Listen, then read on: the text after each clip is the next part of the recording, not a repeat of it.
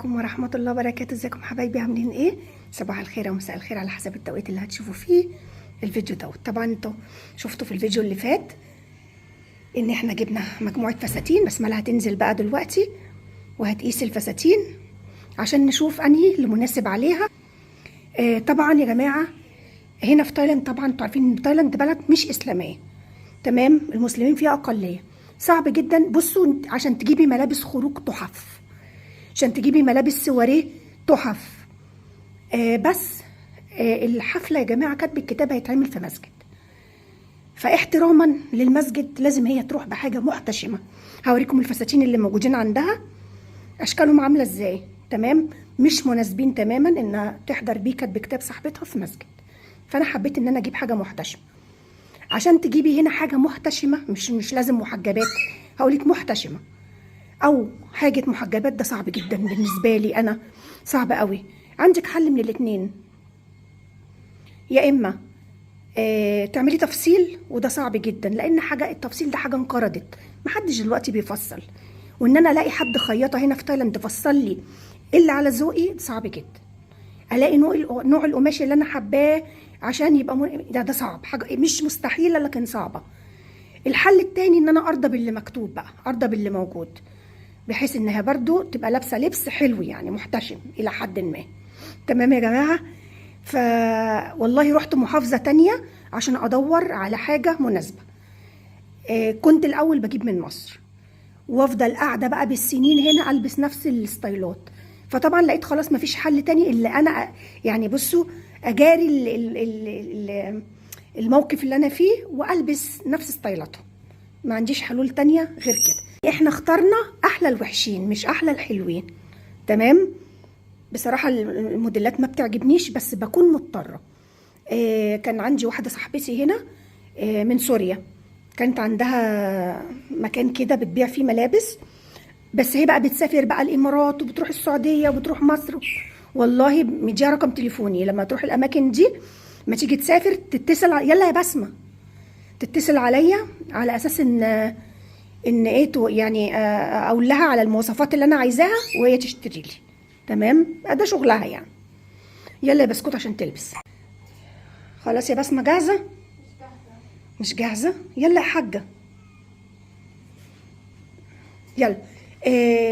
اول قبل ما نقيس بقى الفساتين اللي هي جابتها عشان تختاروا واحد اللي هي هتلبسه في كاتب كتاب صاحبتها، روحي يا بسملة هاتيلي فساتين من بتوعك، اي حد عشوائي كده، اي حاجه، اي فساتين.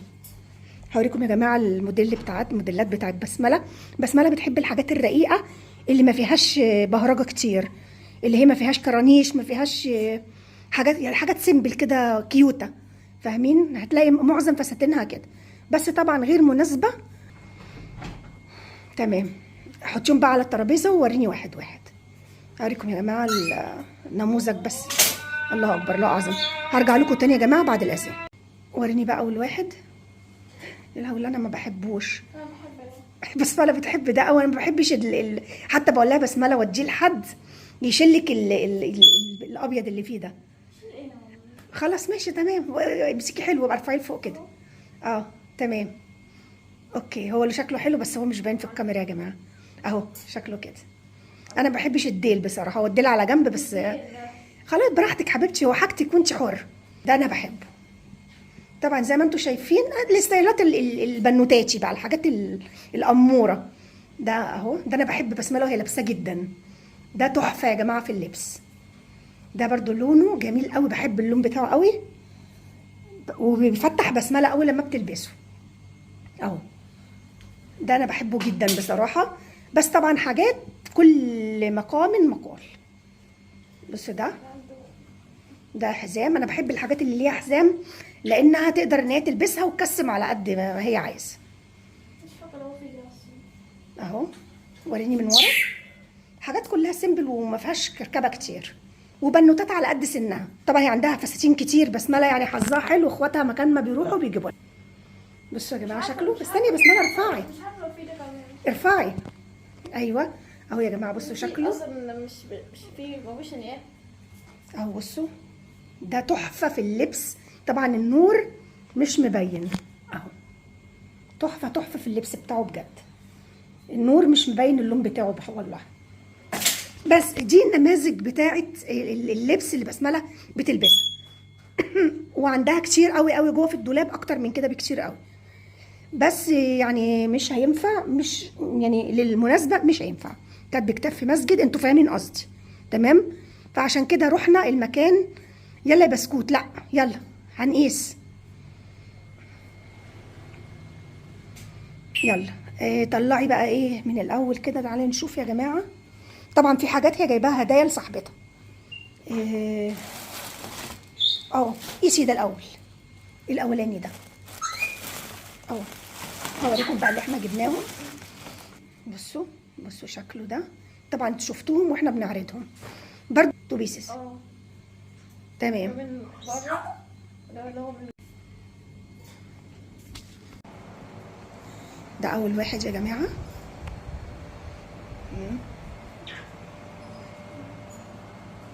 ده شكله.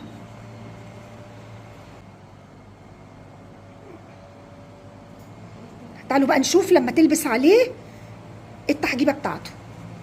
يلا ده ليه تحجيبه ولا ملهوش؟ لا ملهوش. انا عندي تحجيبه بيضه. يلا بينا بقى نحط عليه التحجيبه. شجعوها يا جماعه. تحط الانر الاول.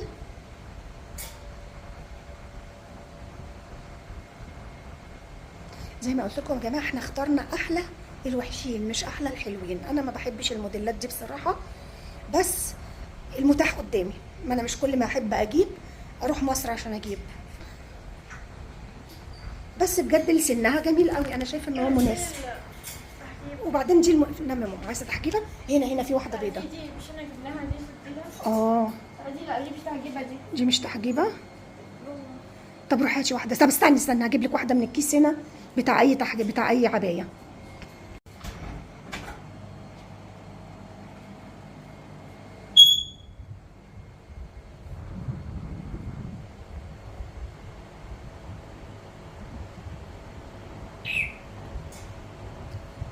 مش لازم تلفيها لف يعني مظبوطه، يعني حطيها بس كده عشان تبان. بس لازم تتلف صغننه قوي يا بسم الله، ما تبقاش طويله عشان ما تبقاش وحشه عليكي. هجيب اصلا طويله قوي. ما هي طويله. انا كانت التحجيب بتاعتي طويله.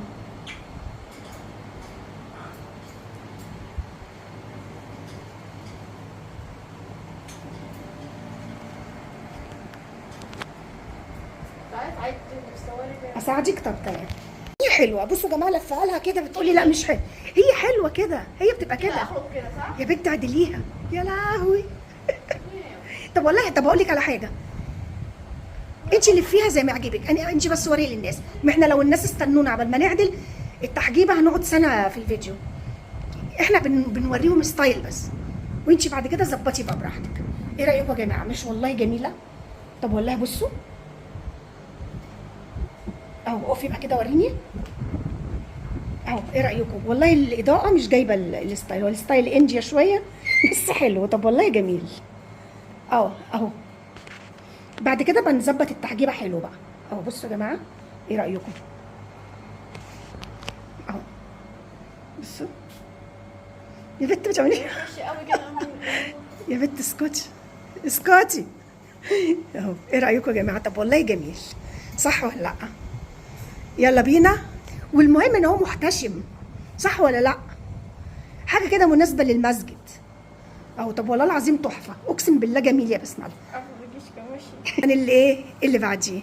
يلا تعالي بقى نشوف كده. سامع حلق؟ وريني كده. كان في حلقه كده باين كده حلو. جميل حلو. بس ما حلوه بس ما تصدقي اهو يا جماعه. ايه رايكم؟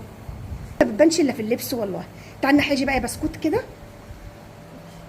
وجميله التحجيبه وهي من جوه يا بسمه. والله التحجيبه عليكي تحفه اهو. ايه رايكم يا جماعه؟ بصوا اهو جميل والله. بصوا ايوه. خليكي بقى كده. بصي في الجنب شويه صغننه كده. ايوه. هتشوفي الوش ولا هتشوفي اللبس يا بس يا بت انا حره يا بت. ما تتعوجيش. لسه اخوها بيقول لها ما تتعوجيش. بصي انا حاجه كده سنه. لا مش قوي كده. بت اعدلي نفسك.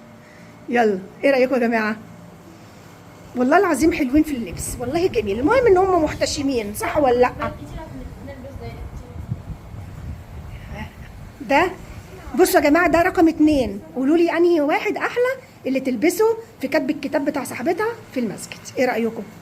ده كده رقم 2. تمام يا جماعه. دوت هو طبعا ليه التحجيبه بتاعته، بس بسمله بتقول لي بالبيضه احلى، مفتحها اكتر. بصوا جرب تانية. هنجربها. بصوا شكله والله في اللبس يا جماعه حلو، والله في اللبس الحاجه يعني ظهرت ان هي جميله. عايز ميه حبيبي؟ بصوا والله جميل. هو بس عايز يتظبط شويه من ورا.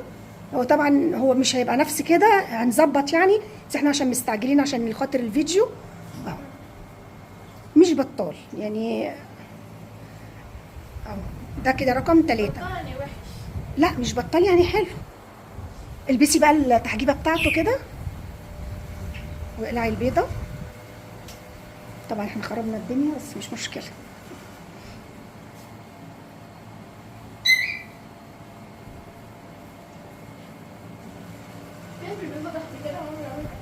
بس يا حاجه، بس يا حاجه، اساعدك؟ اساعدك بقى كده. اهي دي كده يا جماعه بالتحجيبه بتاعتها. طبعا مع بقى الشوز اللي هتلبسه هيبقى شكله حلو قوي. انهي احلى؟ طبعا هي تشيل الابيض اللي من تحت وهتظبط التحجيبه اكتر من كده. يعني حباها من ابيض من تحت براحتك. تعالي اقفي بقى الناحيه دي كده اشوفك. طبعا هنظبط يعني مش هتخرج كده طبعا. فقولي لي بتحجيبتها احلى ولا باللون الابيض عليها احلى؟ وده شكله لما تلبس مش بطال يا جماعه. لكل بلد الستايلات بتاعتها. هو هنا الستايل عندهم كده، بس بالنسبه لنا حلو. انا بالنسبه لي شايفاه جميل جدا وحاجه حشمه وحاجه مناسبه لمسجد. لكن اروح بفساتين تانية زي اللي كده لا. طيب ده رقم 3 يا جماعه. هي بسمله بتقول لكم اختاروا انتوا. ده رقم 3. تمام. طبعا هي هتظبط التحجيبه اكتر من كده. انا شايفه ان التحجيبه البيضاء عليها حلوه، هتظبطها اكتر من كده. قولوا لي اللفه اللي تلفها. في ابيض مش ابيض، مش كده وشي جنب. هيكون غامق براحتك اللي انت تشوفيه. ده الشكل التاني جميل. ايوه صح. وريني كده. تصدقي مظبوط مع الانر من تحت وهتبقى جميله. حلوه يا امي، تحفه والله. حلوه حبيبي. يا جماعه كده ربطنا الحزام بدل من ورا ربطناه من قدام. لا انا حاسه من غير احلى. لا مخلي من قدام الستايل احلى.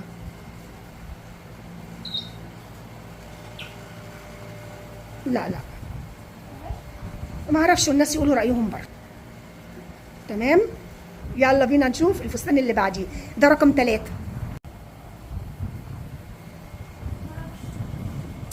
طبعا الابيض اللي من تحت ده هيتشال يا جماعه، بس هي طبعا عشان احنا مستعجلين عشان نخلص الفيديو يعني ما يطولش. فايه ده الشكل؟ تعالي بقى الناحيه دي. ده شكل الفستان. ده رقم 4 يا جماعه. ده كنت جايباه ليا انا، بس قلت لها لو حباه يعني وحبيت شكله عليها، بس انا حاسه ان هو كبير. ما اعرفش.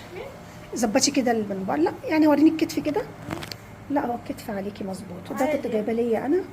ده شكله يا جماعه عليها، بس طبعا التحجيبه احنا مش مظبطينها. هتظبط بقى بعد كده، وهتشيلي الابيض من تحت اهو. هتشيلي الابيض، هتشيلي التحجيبه البيضه من تحت، هتخلي الانر بس. وده شكله. ده رقم C4. ده رقم 4. تمام. يا جماعه التفصيله بتاعته من تحت جميله قوي، يعني دايما يمكن من الجنب جاي يعني طبق 3 دور، اقصر في اطول في اطول. هو حلو مش بطال يعني. طبعا الابيض مش هتلبسه يعني، اختاروا حاجه غير الابيض، بس قولوا بس يعني الاحلى انهي واحد. لكن الابيض هي مش هتلبسه طبعا، هي رافضه تلبس الابيض في فرح صاحبتها. فالابيض سيبكم منه يعني. ده حاسه طويل شويه، مش طويل، واسع شويه ولا ايه؟ هو كده يعني بريسيس. يا اما تحطي له حزام. هو ملهوش حزام، بس انت ممكن تخترعي له حزام. لان بصوا يا جماعه، لو هو مكسم كده، لو هو كده، ده كده هو واسع. تمام. اهو. هو ليه تحجيبه، ليه تحجيبه كمان، بس هي كسلانه تقلع البيضه، تقول لي ما صدقت لفتها. ده شكله. ايه رايكم؟ ده رقم 5. حلو برضو، جميل يا بسمه. يعني مش اوفر قوي، يعني حلو عادي يعني. مش كتير. خفيف خفيف، حلو. حلو قوي، جميل ما شاء الله. يا جماعه العروسه من سن بسمله، جوزت صغيره شويه بس ربنا يبارك لها يا رب. يا بنتي انت مصممه انها خلصت الجامعه وتقعدي لنا بقى يا حاجه. بس هي شاطره. طب هي كانت معاك ايه؟ شاطره ولا لا؟ شاطره انها خلصت الجامعه. ايوه بسرعه. خدت ال4 سنين نطيتهم. ايوه. بسمله ريحيه. طب ماشي، يلا عشان تلبسي اللي بعديه. طبعا هي تيجي هنا ان شاء الله. الفيديو الجاي بقى استنونا لما العروسه تيجي هنا عشان تحط الميك اب ويدربوا بقى الالوان على بعض، وهتشوفوا تفاصيل حلوه قوي يا جماعه. تابعونا بقى في الفيديو اللي جاي، هيعجبكم قوي. يلا بقى الفستان اللي بعديه، ده رقم 5 يا جماعه. تمام. بسمله بعد ما كانتش حابه الابيض، جايبه الفساتين كلها ابيض. بس قولوا لي يا جماعه عشان في مش هاخدهم كلهم، في منهم هبدلهم، هرجعهم يعني، اجيب بدلهم اي لون تاني ليا انا. فاختاروا الابيض. انتوا طبعا انتوا شفتوا الارقام بتاعتهم من الاول للاخر. قولوا لي انهي واحد اللي نخليه، او انهي، او ناخد لو في 2 نخليهم، وانهي اللي نرجعه. الله حلو قوي. ده ليه حزام يا بسمه ولا ملهوش؟ شوفي كده فيه لازق. لا دي في انر بس. ما فيهوش حزام صح؟ دي اللي هو يعني بيلبسوها تحت الحجاب. تعالوا في بقى الناحيه دي كده. البال من تحت كده. انت براحتك، انت بدعي بقى، اعملي اللي انت عايزاه. قولوا يا جماعه انهي احلى نخليه وانهي نرجعه. طبعا هو الاضاءه مش موضحاه، بالرغم ان انا عندي البيت كله الاضواء، كله نور اهو. ايوه كده، بصوا شكله اهو.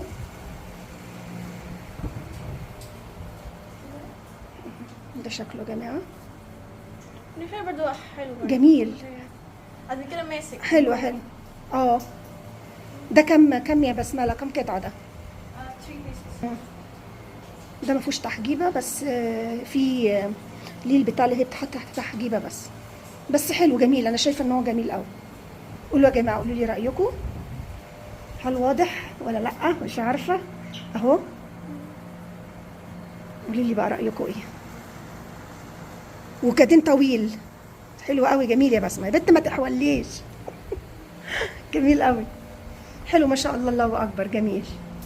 قولوا لي نخلي ايه من الفساتين اللي انا قلتها لكم كلها. ده رقم 6 تمام. قولوا لي اخلي ايه وارجع ايه. حلو جميل يا مسار، حلو حلو للمناسبات. خليه للعيد ده. مع حلق وسلسله كده وحلوه قوي. لا مش هينفع عليه سلسله، هقول لك ليه، لان هو فيه تطريز، في تطريز على الصدر، فمش هينفع مع سلسله. حلق كده. مع حلق. براحتك بقى، براحتك. ده ممكن تخليه لصلاه العيد. حلو يا بسكوت ما شاء الله، الله اكبر. كان كنت رحت يعني رحت فيه يعني ايه اسمه ايه لا ده لصلاه العيد جميل قوي. تحفه. هو ده لصلاه العيد. وزي ما قلت لكم يا جماعه ده رقم 6. قولوا لي اخلي ايه وارجع ايه.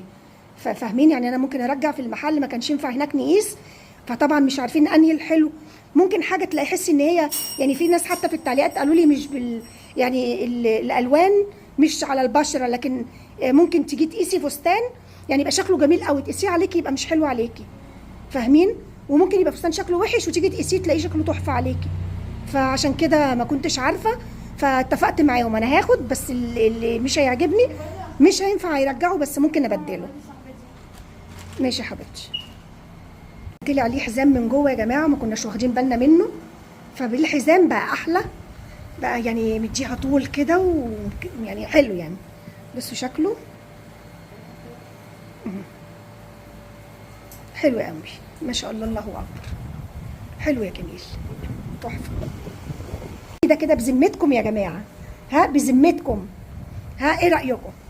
اي الاحلى بقى؟ ايه رايكم؟ يلا يا جماعه ده كان ليا، بس عامه انا وبسمله بنلبس مع بعض يعني. قولوا لي يا جماعه ده رقم 7، اخلي ايه وارجع ايه؟ ده اللي التحجيبه بتاعته يا بسمله، التحجيبه ايه؟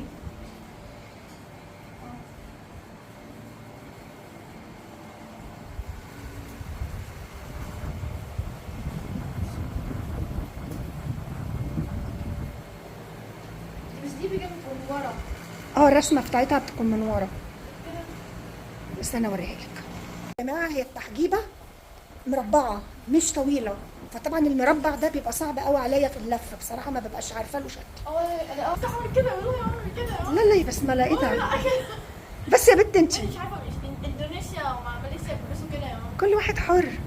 كده يا ماما، بصي دي مش لازم تبيني، كده، بصي. مش لازم تبيني الرسمه. بصي يا دخليها من ماما. يلا يا بنت انت لفي وخلصي. بصي يا ماما. يلا يا حاج. ايه؟ بس مالك كسلانه تقلع التحجيبه البيضه، بتقولي لسه هلفها تاني.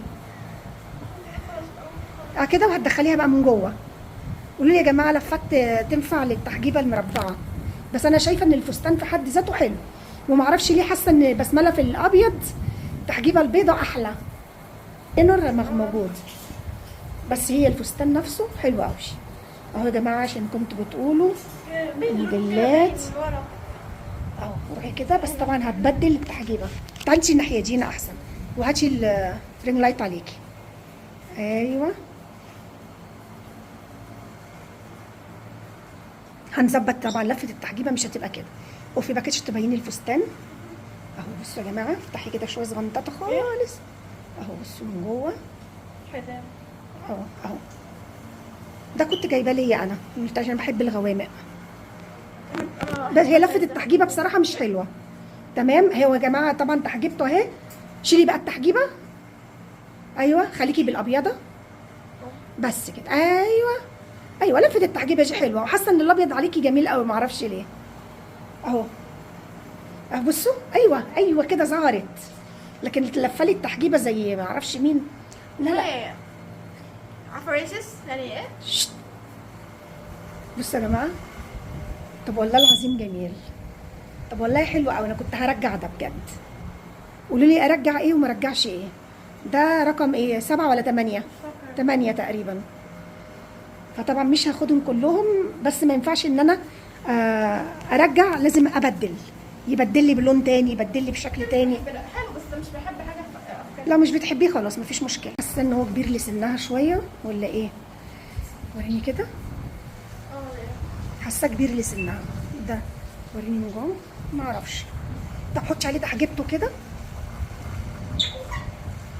هما كلهم مقاساتهم حلوه، انا بسمله بنلبس بعض. دي التحجيبه بتاعته. اوحش حاجه فيهم ان التحجيبه مربعه، مش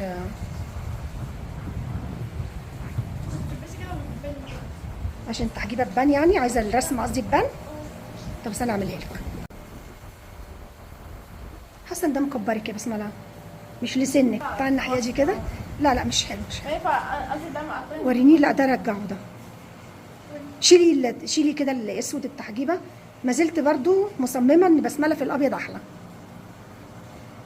وريني كده شكله ما اعرفش، حاسه ان هو مكبرها يا جماعه يعني. قولوا لي رايكم ايه. يعني مش مكبرها في الحجم، مكبرها في السن. قولوا لي برضو رايكم. ده رقم 9، ده انا ممكن ارجع ده على فكره. لا مش حباه ده، حاسه ان برضو مكبرها، ده اكبر من سنها. ده انا مش اخترته. ماشي انا حابه انا الاسود في الاخضر ده ليا انا ده. ده انا هاخده انا ده اهو يا جماعه. ايه رايكم فيه؟ ارجعه ولا اخليه بصوا من تحت اهو. بصوا شكله كده اهو. ايه رايكم؟ ارجعه؟ هو انا حاسه ان هو الستايل بتاعه كبير عليها ولا ايه؟ ولا ايه رايكم؟ ولا حلو معاها؟ طب خلاص اختاروا انتوا يا جماعه. ده رقم 9، هل حلو ليها ولا كبير على سنها فاخده انا ولا ارجعه؟ محتاج. هو ليه تحجيبه، بس ما اعرفش ليه التحجيبه مربعه، فمش عارفه الفها. انا متعوده على التحاجيب اللي هي التحاجيب اللي هي الطويله، لكن المربع ده بصراحه ما بعرفش خالص، ماليش فيه. فعشان كده بنت انت شيل. فقولوا لي يا جماعه رايكم ايه. ده شكله من قدام بقى. دي بتاعتي اكيد 100%. انا بحب الشكل دوت. دي انا حباها قوي بقى، اللي انا جايباها ليا انا. بس هي طبعا لو حبيتها وحبيت تلبسها مفيش مشكله، احنا بنلبس مع بعض. بس نشيل الفتلايه دي. وريني كده. تصدقي حلوه بسمله، حلوه. تعالي الناحيه دي. وزي ما قلت لكم يا جماعه، هنا في الستايلات السواريهات اللي قلبكم يحبها كلها، والحاجات اللي اشكال. مش بتحبيها؟ مش بتحبي الحاجات الاوفر، بس ما مش بتحبي الحاجات اللي مرسومه اوفر. ده انا حابه قوي يعني، انا حابه الستايل بتاعه. افتحيه كده من جوه. صح؟ وان بيسز. اوكي، بس جميل قوي. حلو. ده انا حباه ده. لا حلو، جميل جميل قوي. انا حباه، انا حباه بصراحه. قولي لي بقى، هل مكبرها ولا تمام عليها؟ طبعا هو ليه التحجيبه بتاعته برده، بس للاسف برده مربعه. روحي شوفيه بقى كده في المرايه، هجيبك والله.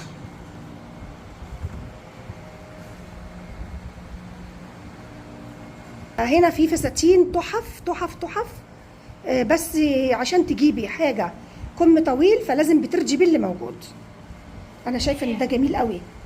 ومن تحت يا بسمله تصدقي كذا كذا طبقه. حلو قوي، انا عاجبني بصراحه. مع تحجيبه التحجيبه البيضاء. مش سبحان الله الابيض، التحجيبات الابيضه بتبقى حلوه. هتقولي لي بقى دي عبايات، دي فساتين، دي كذا دي كذا. كل بلد يا جماعه ليها الستايلات اللي بتبقى موجوده فيها. حلو. لا ده انا عاجبني، ده عاجبني كده. تعتبر ده اخر حاجه تقريبا. في بقى حاجات هنا اهوت في الهدايا اللي بسمله جايباها لصاحبتها يا جماعه. لا خليها مفاجاه. والفيديوهات اللي جايه ان شاء الله احضرونا بقى. الفيديو اللي جاي فيه مفاجاه كبيره قوي لما العروسه تيجي هنا عندنا وتلبس. حاضر يا حبيبي. وتلبس، وهتشوفوا بقى الميك اب بتاعها واللبس بتاعها والبنات هيجوا عندنا. فاحضرونا بقى ان شاء الله باذن الله في الفيديو اللي جاي. وقولوا لي اي فستان عجبكم اكتر في البسمله لبستهم، وارجع ايه واخلي ايه.